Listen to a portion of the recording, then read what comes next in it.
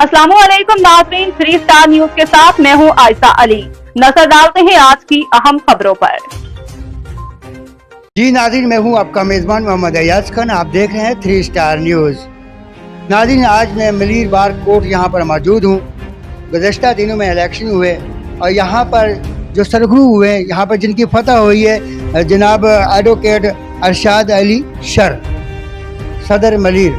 तो आज उनकी गुफ्तगू आप तक पहुँचाते हैं कि कानून के क्या लॉ हैं। आज हमारे साथ हैं मुख्तियार अली चांडियो साहब, ये हमें वहाँ तक लेके जाएंगे शर साहब के पास। तो मुख्तियार साहब, आप पहले तो सबसे पहले आपसे हम पूछते हैं। अस्सलाम वालेकुम। वालेकुम सलाम। हमारी इलेक्शन हर साल दिसंबर में होती है।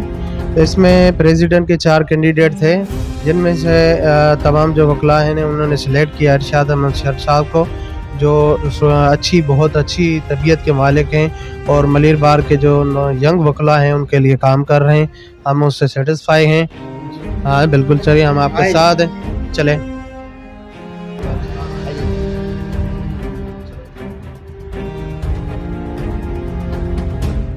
अस्सलाम वालेकुम। वालेकुम अस्सलाम जनाब, क्या हाल है? Thank you sir, thank you sir, thank you sir, thank you sir. आपकी टीम का भी बहुत शुक्रिया कि आप आए हमारे पास।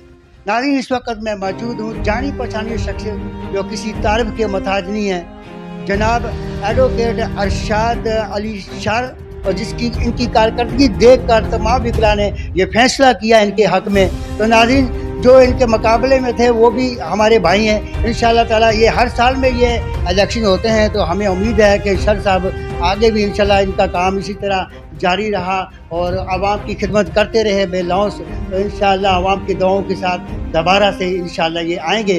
तो नाज़रीन, आपको बताता चला जाऊँ कि विकला वकील का दूसरा नाम है वलीउल्लाह। अगर वकील सही तरीके से अपनी सरे अंजाम ड्यूटी दे और ख़िदमत करे तो ये इससे वली भी कहा जाता है। ये अल्लाह ताला ने इनको एक ताकत दिया, एक कलम दिया, एक इंसाफ दिया, और इंसाफ को अल्लाह ताला खूब पसंद करता है और इंसाफ करने वालों के साथ अल्लाह की मदद होती है। तो आज हमारे साथ बैठे हुए हैं जनाब advocate Arshad Ali sir, Malir court के सदर। आज इनसे मौक़िफ़ लेते हैं और आप तक पहुँचाते हैं। अस्सलाम वालेकुम। वालेकुम अस्सलाम जनाब। मैं सबसे पहले तो 3 स्टार चैनल वालों का शुक्रिया अदा करता हूँ कि जिन्होंने इस लायक समझा और आके मौक़िफ़ लेने के लिए हमारे दफ्तर आए। बड़ी मेहरबानी, थैंक यू सर। सर, सबसे पहले तो हमारी टीम की तरफ से और हमारे जितने भी साथी भाई हैं उनकी तरफ से आपको दिल की गहराई से मुबारक हो। तो ये सर आपकी कारकर्दगी है जिसकी वजह से तमाम विकला साहबान ने आपको मंतखब किया है। सबसे पहले तो मैं समझता हूँ कि जो वकला साहिबान ने हमें इज़्ज़त दी है, मैं तमाम बार के मेंबरान का, मेरे दोस्तों का, हमदर्दों का, जिन्होंने भी इसमें हिमायत की, मेरी किसी भी तरह से सपोर्ट की, उन सब का भी शुक्रिया अदा करता हूँ। खुदा ताला का शुक्रिया अदा करता हूँ, अपने वालिदैन का शुक्रिया, भाइयों का, रिश्तेदारों का, सबका शुक्रिया अदा करता हूँ। बिल्कुल हर किसी ने अपना अपना जो एक हिस्सा है वो मेरी कामयाबी में उसको मिलाया है। तो मैं तमाम लोगों का जिन्होंने भी इसमें हिस्सा लिया सबका शुक्रगुजार हूँ। उम्मीदवार आता है, इलेक्शन कंटेस्ट करता है, किसी भी वेलफेयर बॉडी में हो या किसी भी कॉन्स्टिट्यूएंसी की इलेक्शन हो, उसमें अपना मैनिफेस्टो लेकर आता है। इसी हवाले से मेरा भी एक मैनिफेस्टो था जो मैंने दोस्तों को अपने इलेक्शन कैंपेन के दौरान मुख्तलिफ प्रोग्राम्स में भी बताया था। यहाँ पर भी आपको बताता चलूँ कि जो सबसे पहले तो जो बार और बेंच के दरमियान एक रिफ्ट है, उसमें पुल का किरदार अदा करके बार और बेंच के दरमियान एक एतमाद की फ़िज़ा बहाल करने की कोशिश करूँगा। इसी असना में मैंने अभी जब जैसे इलेक्शन जीता तो मैंने बार की अंदर जो है वो बेंच के तमाम जो तो हमारे दोस्त हैं, जो जुडिशल अफसरान हैं, उनको सबको बुला के चाय की दावत पे उनकी गपशप भी करवाई थी। और इंशाल्लाह आइंदा भी इस माहौल को हम बरकरार रखने की कोशिश करेंगे और बरकरार रखेंगे। दूसरा मेरी जो मैनिफेस्टो था उसका पॉइंट ये था कि जो नौजवान वकला हैं, हमारे साथी हैं, जिनके रोज़गार का मसला है और जिसकी वजह से रोज़गार ना होने की वजह से वो मुख्तलिफ एक्टिविटीज़ में इन्वॉल्व हो जाते हैं और हो गए हैं, जिससे आम आवाम में जो बार का या वकला का जो पोस्चर है वो एक इंतहाई ख़राब हो चुका था। इसी हवाले से क्योंकि मैंने एक पॉइंट्स जो रखी थी अपने मैनिफेस्टो में, तो मैं इन सब पे काम कर रहा हूँ। उस हवाले से हमने सेशन जज साहब को और तमाम जुडिशल अफसरान को ये गुजारिश की कि जितने भी मिसलियंस काम हैं वो वकला के ज़रिए, वकला की आइडेंटिफिकेशन के बाद हों, और जिस इस तरह के मिसलियंस काम में जो पुलिस वाले या टाउट या और इर्रेलेवेंट लोग जो हैं उनको न सुना जाए, उनकी इंटरटेन न की जाए एप्लीकेशंस, और बगैर वकील की आइडेंटिफिकेशन के वो चीज़ें नहीं होनी चाहिए। और दूसरा जो नौजवान वकला के रोज़गार का सबसे बड़ा मसला या बड़ा जो एक अर्निंग का सोर्स होता है वो बेल होती है, और किसी भी सिविल सूट में इंटेरियम आर्डर होता है, किसी भी मिसलेनियस एप्लीकेशन पे कोई इंटेरियम आर्डर होता है। तो इसी हवाले से भी मैंने तमाम जज साहिबान को ये बावर कराया है और उनको ये रिक्वेस्ट की है कि सर नौजवान वकला के रोज़गार के जो मामलात हैं उसमें आगे अगर आप बार के साथ ताउन करेंगे तो हम भी आपके डेकोरम का बाकायदा ख्याल करेंगे और आपके साथ शाना बशाना चलेंगे। अरशाद अली शर साहब, आप माशाल्लाह मलिर कोर्ट के प्रेसिडेंट हैं। एक सवाल उठता है वो मैं आपसे करना चाहता हूँ कि विकला साहबान जो हैं उनको इंसाफ के लिए रोड पे क्यों निकलना पड़ता है? जब विकला साहबान रोड पे इंसाफ के निकलेंगे तो आम आदमी को क्या इंसाफ मिलेगा अदालत से? असल में हमारे जो इदारे हैं, वफाकी हों, सूबाई हों या बल्दियाती हों, वो उस तरह से परफॉर्म नहीं कर पा रहे जिस तरह से उनको करना चाहिए और कानून जिस तरह से कहता है। और ख़ास तौर पर जो हमारे लॉ इन्फोर्समेंट एजेंसीज़ हैं जो जिनका ताल्लुक इन मामलात से, इन इश्यूज़ को रिजॉल्व करने से है, वो उस तरह से काम नहीं करती। तब जाके वकला जो हैं वो मजबूरन रोडों पे आते हैं। लेकिन हमने ये कोशिश की है कि अपने टेन्योर में कि हम इस तरह के एक्टिविटीज़ को ज़्यादा से ज़्यादा करटेल करें। हम वकला के लिए मसाइल को यहाँ इस ऑफिस में बैठ के हल करने की कोशिश करें, या कहीं किसी इदारे में जाना पड़ता है तो वहाँ जाकर उनके मसाइल को हल करने की कोशिश करें ताकि वकला को रोडों पे आना न पड़े। इसी सिलसिले में SSP मलीर और हमने मिलके मुश्तरका कोशिशों से एक पुलिस लायर्स कोऑर्डिनेशन कमेटी भी बनाई है कि अगर किसी वकील साहब का कोई इशू होगा तो उसकी FIR यहाँ बजाय थाने पे जाने के यहाँ एग्जीक्यूटिव कमेटी के कमरे में कटेगी, और उस पर अमल चल रहा है। और जिस भी वकील साहब का कोई इशू होता है तो उसमें हम उनसे रब्ता करते हैं, फिर उनसे जो भी लीगल रेमेडी होती है उसको अवेल करवाते हैं। सर एक और सवाल है मेरा, कुछ विकला साहबान हैं काले कोर्ट की सरपरस्ती में लैंड ग्रेंट के साथ मुलव्वस हैं, इसके बारे में क्या आप कहना चाहते हैं? असल में वकला साहिबान की मेरे ख्याल में ऐसी कोई इन्वॉल्वमेंट नहीं होगी। ज़ाहिर है जो लैंड हम मानते हैं कि हर ग्रेबर्स जो है ना, ज़ाहिर है लैंड ग्रेबर्स को तो अपने केस को प्लीड करने के लिए, या जिस तरह के भी जो वारदाती लोग होते हैं उनको अपने केस प्लीड करने के लिए अदालत में वकला की ज़रूरत होती है।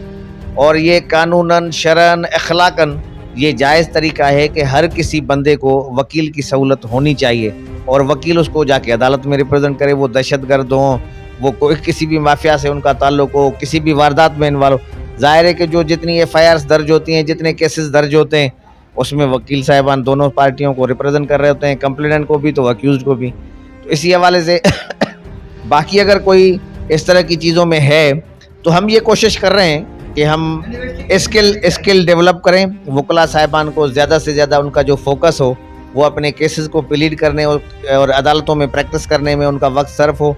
अभी तो जो सिंध गवर्नमेंट ने हमारी गुजारिश पे पेक्यूनरी जुरिस्डिक्शन वाला मामला हल किया है कि हाई कोर्ट में जो पहले चलता था सवाए कराची के, बाकी पूरे पाकिस्तान में ये था कि सीनियर सिविल जज को अनलिमिटेड जुरिस्डिक्शन था, लेकिन ये वाहिद कराची शहर था जहाँ पर हाई कोर्ट को 6.5 करोड़ से ऊपर जुरिस्डिक्शन दिया गया था, जिस पे हमने गुजारिश की सिंध हुकूमत को। सिंध हुकूमत ने उसमें जो है वो कानून साजी करके कराची में भी अनलिमिटेड जुरिस्डिक्शन दिया है सीनियर सिविल जज को। तो इससे ये होगा कि हाई कोर्ट में जो पेंडेंसी है 40,000 केसेस की, उनमें से मलीर के सिर्फ डिस्ट्रिक्ट मलीर के 18,000 केसेस हैं जो कि यहाँ ट्रांसफ़र होने। उसमें भी जाहिर है कि हमारे ये कैसे मैनेज करेंगे? यहाँ से पहले इतने केसेस हैं, वो भी केसेस हैं, इसको किस तरह आप मैनेज करें? असल में जाहिर है कि जब चीज़ें की जाती हैं तो उसको मैनेज करने के लिए भी मैकेनिज्म बनाया जाता है। तो हमने हाई कोर्ट के चीफ जस्टिस साहब से, रजिस्ट्रार साहब से और MIT से बैठ के वहाँ पर ये बात की थी कि हमें जितने सीनियर सिविल जजेस की मौजूदा यहाँ पर असामियाँ हैं या SNE के मुताबिक पोजीशंस हैं उनको डबल करें, एडिशनल सेशन जजेस को भी डबल करें और मैजिस्ट्रेट साहिबान को भी डबल करें, ताकि हम इन चीज़ों पे जो है वो काबू पा सकें। और इंशाल्लाह हम ये कोशिश करेंगे मज़ीद भी सिंध गवर्नमेंट से गुजारिश करके बिल्डिंग का बंदोबस्त करें। अभी भी सेशन जज साहब से मुलाकात हुई तो हमने वहाँ पर भी ये बात की और मैंने रजिस्ट्रार साहब से भी गुजारिश, बजट में मंजूरी दायरे के इन चीज़ों के बाद पहले यहाँ पे लगा भी है, पहले सिस्टम बनाया जाता है, पहले उसके लिए वर्क पेपर तैयार किया जाता है, वर्कशीट तैयार होती है, उसमें सारी चीज़ें डिस्कस होती हैं, उसके बाद कानून साजी होती है। तो इसी हवाले से पहले वहाँ काम हो चुका है। 3 जुडिशल मजिस्ट्रेट साहिबान नए हमें मिल चुके हैं आज, वो भी हमारी गुजारिश पे वो इंशाल्लाह कल या परसों तक आ जाएंगे। बाकी भी हम मज़ीद कोशिश कर रहे हैं कि हम जो जितनी भी मौजूद आसामियाँ हैं उनको मज़ीद बढ़ाएं। सिटी कोर्ट में गुज़श्ता दिनों में अभी इलेक्शन हुए थे और जीतने के बाद ख़वातीन विकला कुछ हजरात ने फायरिंग की है। क्या वकील इतना आज़ाद है? असल में कोई भी शख्स भले वो काले कोट वाला हो या बगैर कोट के हो या लॉ एनफोर्समेंट एजेंसी का हो, कानून से मुबर्रा कोई नहीं, कानून से बाला कोई नहीं। कानून के अंदर रहते हुए कानून के शिकंजे में जो भी आएगा, जाहिर है सबके लिए कानून बराबर है और कानून बराबर होना भी चाहिए। मुआशरे में ये तासर न हो कि किसी खास तबके को कोई प्रिविलेज हासिल है। मुआशरे में सबको ये इस चीज़ पे एतमाद हो कि कानून सबके लिए बराबर है। अगर कोई वकील है उसके लिए भी बराबर है, अगर कोई आम आदमी है तो उसके लिए भी कानून की नज़र में सब लोग बराबर हैं। सर, हमारी पुलिस हमारे तहफ़्फ़ुज़ के लिए है, कौम के तहफ़्फ़ुज़ के लिए, साफियों या मीडिया हो या विकला हजरात हो, कोई भी महकमा हो, हमें मदद किसकी पड़ती है? पुलिस की। 15 पे कॉल करो या हमें किसी किस्म का कोई ख़तरा हो तो आल टू आल पुलिस की मदद पड़ती है। तो फिर पुलिस को इतना थर्ट क्यों किया जाता है? असल में जो पुलिस डिपार्टमेंट के लोग हैं उन्होंने अपनी पोजीशंस को खुद ख़राब किया हुआ है। काली बेड़ें हर महकमे में होती हैं, साफियों में होती हैं, मीडिया में भी होती हैं, विकला में भी होती हैं, हर बोल दिया ना, सब में होती हैं। तो उनकी एक मछली अगर तालाब में एक मछली तालाब में ख़राब हो तो सर तालाब को तब्दील नहीं किया जाता, उस मछली को तब्दील किया जाता है। तालाब तो वहीं रहता है। ये इस पे रोशनी डालिएगा। यही बात मैं बताने की कोशिश कर रहा हूँ ना कि अगर किसी इदारे में काली भेड़ें होती हैं, अगर उनके खिलाफ एक्शन न लिया गया या उस जैसे तालाब में से गंदी मछली को निकाल के बाहर नहीं फेंका जाता तो वो तालाब गंदा ही रहता है, उससे आप पानी कितना भी निकालें। इसी तरह से अगर ये जो पुलिस डिपार्टमेंट, जिस तरह बाहर के ममालिक में सिविलाइज्ड कंट्रीज़ में आप चले जाएं, एक अगर कांस्टेबल किसी को इशारा करेगा, वो भले प्राइम मिनिस्टर क्यों ना हो, वो उस इशारे का पाबंद होगा, क्योंकि वहाँ कानून पर अमल दरामद है। यहाँ पर कानून पर अमल दरामद नहीं है और कानून पर अमल दरामद करने में सबसे बड़ी रुकावट वो यही लॉ एनफोर्समेंट एजेंसीज वाले। लॉ एनफोर्समेंट एजेंसीज है ना, हम वकला ने हमेशा कोशिश की है कि मुआशरे की बेहतरी के लिए काम करें। और अगर कोई नाइंसाफ़ी होती है, आपको याद होगा कि 2007 में एक फ़ौजी डिक्टेटर ने एक चीफ जस्टिस को जो है वो घर भेजने की कोशिश की, जिसके बाद वकला ने मुल्क गिर तहरीक चलाई। ना सिर्फ मुल्क गिर बल्कि बैनुल-अक़वामी तौर पर भी उस तहरीक में जान डाली और बैनुल-अक़वामी तौर पर अपने मुतालबात को तस्लीम करवाया और उस इफ्तिखार चौधरी साहब को अपनी जगह पे बहाल करवाया। जब भी कोई नाइंसाफ़ी होती है, जब भी कोई मामला होता है, उसमें वकला सबसे पहले सफ़े अव्वल में खड़े होते हैं और उस पर मज़ाहमत कर रहे थे। अभी भी मौजूदा आप देखें हालात में कि ये जो कैनाल्स का मामला है, जिस पे भी कॉन्फ्रेंस मलिर बार ने की, ये जो 6 कैनाल वहाँ चोलिस्तान के लिए प्रपोज किए गए, और अगर कहीं भी अवामी कोई इशू होता है उस पर रद्द अमल जो सबसे ज़्यादा और मौसर तरीके से देता है वो बार एसोसिएशन हैं, बार काउंसिल्स हैं, और इसी सिलसिले को हम कंटिन्यू रखेंगे। ये आज भी अगर कोई माशरे में कहीं ना कहीं कोई बेहतरी की पोजीशन है या बेहतरी की गुंजाइश है तो वो वकला के होने की या वकला के वजूद की वजह से है, और अगर ये वजूद ना हो तो शायद माशरा ज़्यादा बिगाड़ का शिकार हो। तो हाँ, आवाम में ये सवाल क्यों, हम तो आवाम में घूमते रहते हैं कि हमारे केसेस विकला हजरात के पास जाते हैं, फिर हमें सिर्फ तारीख पे तारीख ज़रा रोशनी डालिएगा। असल में वकील के अख्तियार में तारीख देना नहीं है, पहली बात तो ये है। यहाँ पर ये होता है कि कोर्ट के डेकोरम के मजबूरी की वजह से हम वकील जो हैं वो सारा आदमी नहीं समझता ना। अब आम आदमी के लिए सवाल है, आप उसको क्या बात बता, वो बोझ हम अपने कांधों पे रख लेते हैं। जुडिशल ये जो अदालती प्रोटोकॉल्स या अदालती डेकोरम की वजह से वो बोझ हम अपने कांधों पे रख देते हैं। ये कोई नहीं देखता जो प्रिजाइडिंग ऑफिसर है उसके पास यहाँ जैसे मलिर में है कि ओवरलोडिंग की वजह से, केसेस का ज़्यादा दबाव या प्रेशर होने की वजह से अगर 100-150 केसेस एक अदालत में लगे हुए हों तो वो फिर कैसे उस प्रिजाइडिंग ऑफिसर के लिए भी मुमकिन नहीं है कि वो उन सबको चला सके या एंटरटेन कर सके या सबको सुन सके या सबको पढ़ सके, देख सके। ज़ाहिर है पढ़ देख कर सुनकर फिर फैसला होता है, इसीलिए फैसलों में ताख़ीर होती है। जो हमारी बदकिस्मती है वो हमारा पाकिस्तानी जो अदालती निज़ाम है उस पर प्रॉपर कोई रिसर्च नहीं है, कोई मैकेनिज़्म सही नहीं है। अगर सुप्रीम कोर्ट में देखें तो पेंडेंसी लाखों की तादाद में, अगर हाई कोर्ट में देखें तो पेंडेंसी लाखों की तादाद में, अगर नीचे लोअर कोर्ट्स में देखें तो भी लाखों की तादाद में। हमारे मुल्क की जो इस वक्त आबादी है वो तकरीबन लगभग 25 करोड़ है। 25 करोड़ के हिसाब से अगर आप जो प्रिजाइडिंग ऑफिसर साहिबान हैं या जजेस साहिबान हैं उनका आप उसका रेशियो बनाएं तो बाकी ममालिक से कई ज़्यादा हज़ारों लोगों पर एक जज का जो है वो रेशियो आएगा। अगर इस तरह की पोजीशन होगी तो ये फिर डिस्पोजल भी उस तरह, और एक तो यहाँ पर ये मामला है और दूसरा प्रॉपर जो अमल दरामद है, कानून पर अमल दरामद प्रॉपर वो भी नहीं है। इसलिए जो लिटिगेशंस की पेंडेंसी बहुत ज़्यादा होती है, लिस्ट पेंडेंस बहुत ज़्यादा होती है।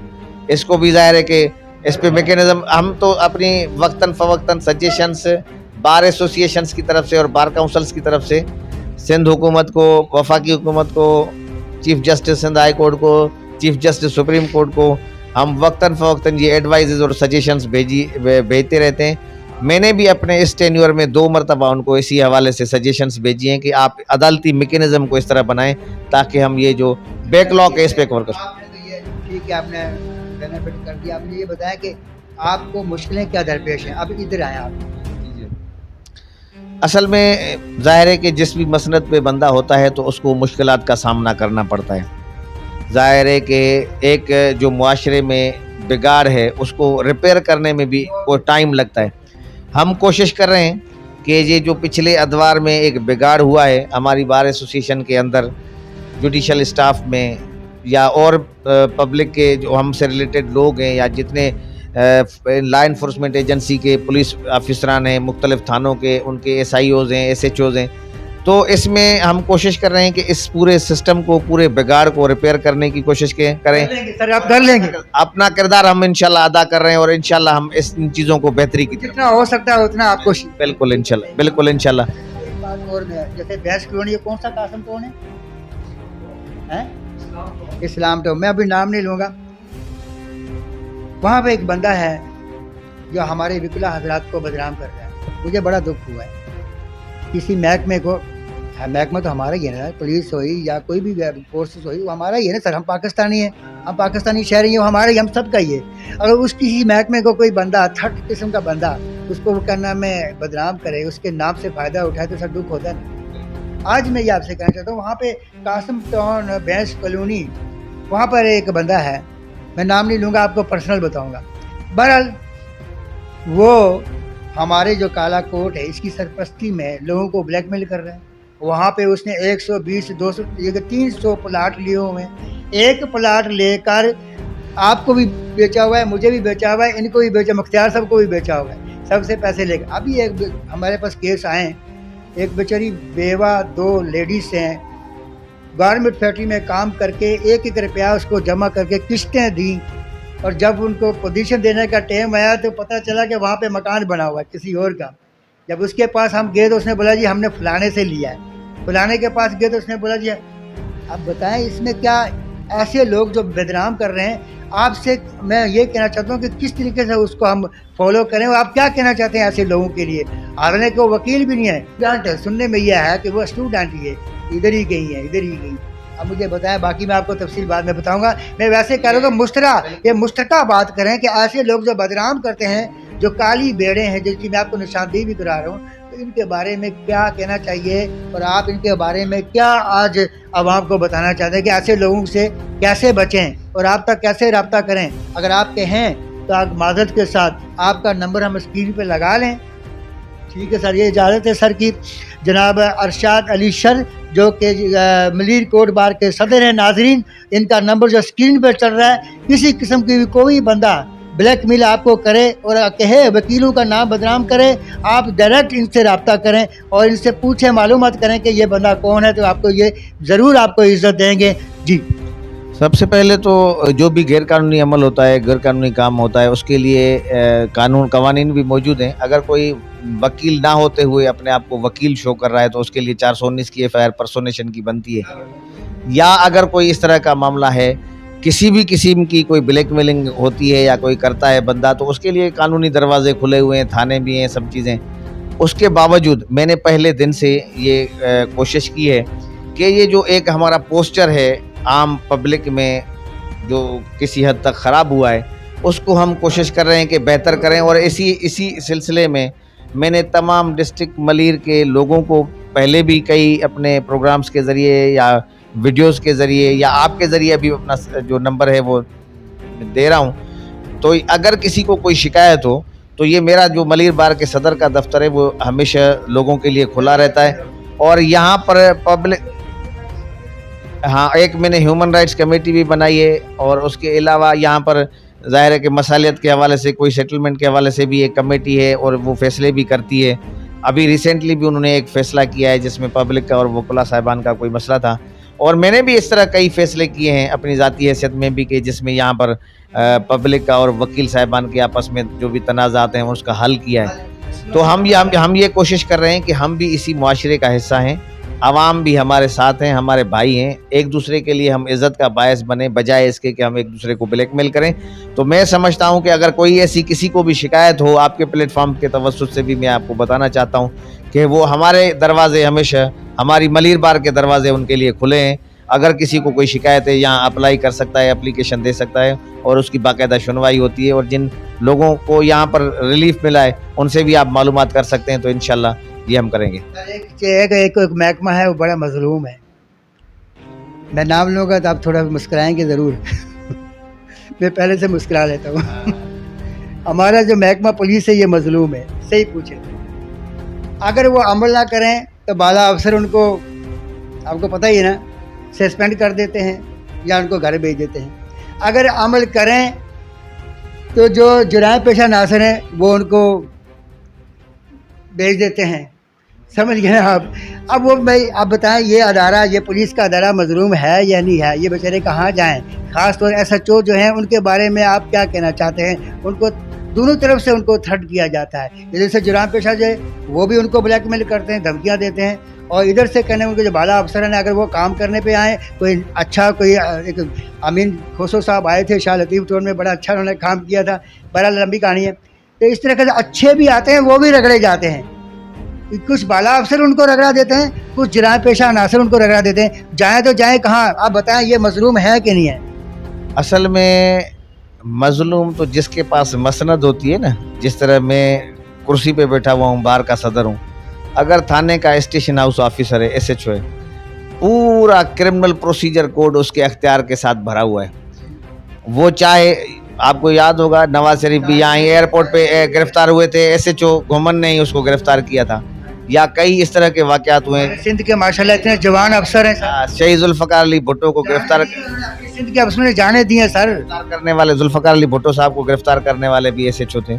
इसी तरह से यहाँ पर जो एक माफिया थी किसी दौर में शहर में, उसको काबू करने वाले भी ये अफसरान थे।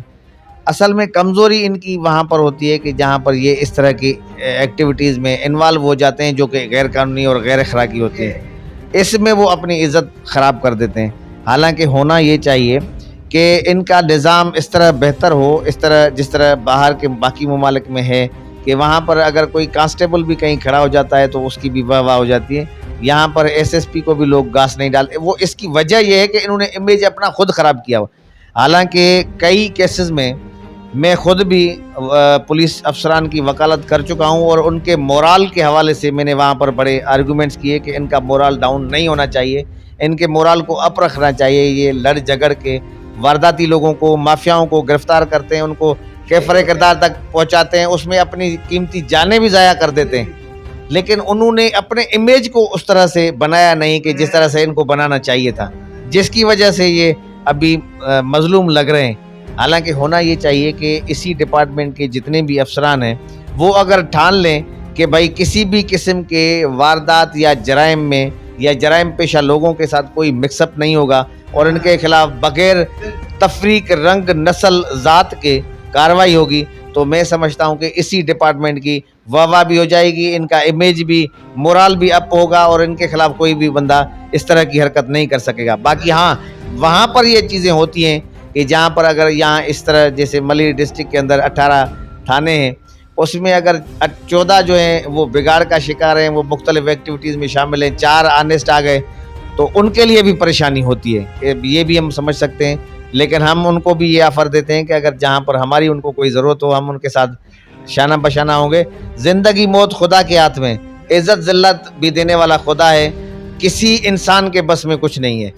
ये है कि इंसान को एहतियात करनी चाहिए और अपने जो अख्तियारात हैं उसको इस्तेमाल करना चाहिए और किसी भी गैर कानूनी गैर अखलाकी एक्टिविटी में शामिल नहीं होना चाहिए, तो वो मुतमईन भी रहेगा और उसकी ज़िंदगी भी महफूज होगी। लास्ट की तरफ जा रहा हूँ मैं अभी। ये बताइएगा सर के काशिफ आफ्ताब अब्बासी साहब जो खुली कचहरी कर रहे हैं, ज़िला मलिर के SSP हैं, इनके बारे में इनका जो रोल इस वक्त वो कर रहे हैं, अदा कर रहे हैं, क्या कहना चाहते हैं, क्या दुरुस्त है? बिल्कुल, मैं समझता हूँ कि काशिफ आफ्ताब अब्बासी साहब जिस तरह से इस डिस्ट्रिक्ट को चला रहे हैं तो एक बेहतर अंदाज में बेहतर तरीके से चला रहे हैं। उसी की सजेशन पे हमने पुलिस लायर्स जो कोऑर्डिनेशन कमेटी है वो बनाई थी और राब्ते में हमेशा रहते हैं। जब भी कोई मसला होता है जहाँ पर सलाह मशवरे से काम करते हैं, खुली कचहरियाँ जो है मुनक़द करके आम आवाम के मसाइल को सुनते हैं और ज़ाहिर इसमें और हकीकत में किसी भी डिस्ट्रिक्ट लेवल के अफसर को इस तरह से ही चलना चाहिए जिस तरह काशिफ आफ्ताब साहब चल रहे हैं, बेहतर अंदाज में चल रहे हैं, बेहतर तरीके से चल रहे हैं। ज़ाहिर है कि मसाइल तो हैं, हर जगह पे मसाइल होते हैं, वो भी ऐसे ही चल, हाँ वो भी अगर इस तरह चल रहे हैं तो वो भी ज़्यादा बेहतर है। अगर इस तरह से माहौल हो तमाम अज़ला का तो मैं समझता हूँ कि ये वारदाती हमेशा के लिए ख़त्म हो जाएं और इन जो पुलिस पे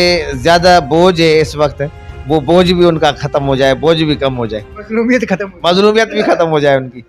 जी नाज़रीन, बड़ी अच्छी गुफ्तगू हुई है, खुश आयन मौके पे बड़ी अच्छी शर साहब से मुलाकात हुई है। अरशाद अली शर जो कि ज़िला मलिर के पहले बता चुका हूँ कि सदर हैं, तो बड़ी तवक्कात है इनके ऊपर और हमें उम्मीद है। और यहाँ के जो वकलात साहबान हैं जिन्होंने इनको सरहू किया है, जिन्होंने इनको यहाँ तक इज़्ज़त दी है, पहुँचाया, उनका शुक्रिया भी इन्होंने अदा किया। सबसे पहले इन्होंने अल्लाह ताला का शुक्र अदा किया, उसके बाद तमाम साथियों का, और उन्होंने कहा कि इंशाल्लाह जो एजेंडा है, जो वकला के साथ जो परेशानियाँ हैं उसको मैं फ़ॉलो करूँगा इंशाल्लाह ताला। मैं इसी तरीके से आवाम का भी, अगर कोई गरीब है बेशक वो फीस नहीं दे सकता, वो मेरे पास आया, डायरेक्ट स्क्रीन पर नंबर चल रहा है, तो मैं उनका फ्री भी केस लड़ने को तैयार हूँ। जो मुस्तहिक है, मस्कीन है, बेवा है, यतीम है, अगर वो उनके पास बेनिफिट नहीं है तो इस ख़तरे से आप दो चार ना आएँ। आप शर साहब से 24 घंटे, उन्होंने फरमाया कि 24 घंटे मेरे दरवाजे खुले हुए हैं, कोर्ट के अलावा भी आप रब्ता कर सकते हैं, तो इंशाल्लाह ताला आपको बेनिफिट भी मिलेगा, आपको मायूसी नहीं मिलेगी। तो इसी के साथ मैं इजाज़त चाहता हूँ। आपका मेज़बान मोहम्मद अय्याज़ खान। पाकिस्तान जिंदाबाद, पाक आर्मी जिंदाबाद। अल्लाह हाफ़िज़। मज़ीद खबरें और अपडेट्स जानने के लिए विजिट करें और सब्सक्राइब करें 3 स्टार न्यूज़ HD।